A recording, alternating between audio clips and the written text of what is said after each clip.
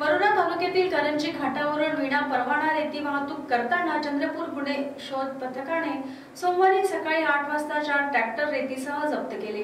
20,000ची रेती आणि 24 लाखांचे ट्रॅक्टर असा 34,20,000चा मुद्देमाल जप्त करण्यात आला। वरोरा तालुक्यात रेती तस्करी सुरू आहे, मात्र वरोरा पोलिसांचे याकडे दुर्लक्ष होत असल्याचे या कारवाईवरून दिसून येत आहे। वर्धा नदी करंजी घाटातून चोरीची रेती वाहतूक सुरू असल्याची माहिती मिळताच चंद्रपूर पोलीस पथकाने करंजी वर्धा नदी घाटात धाड टाकली।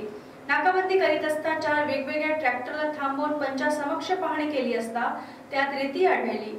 ही रेती वरोरा शहरात विकण्यासाठी नेत असल्याचे आरोपींनी सांगितले। या कारवाईत 4 उलास रेती आणि 4 ट्रॅक्टर जप्त करण्यात आले।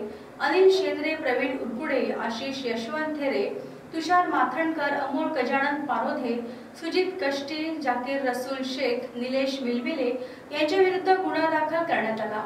ही कारवाई पोलीस निरीक्षक महेश कोंडावार यांच्या नेतृत्वात पोलीस उपनिरीक्षक विनोद भुर्ले, धनराज करकाडे, स्वामीदास चालेकर, गजानन नागरे, अजय वागेसर, प्रशांत नागोसे, दिनेश उराडे आदींनी केली।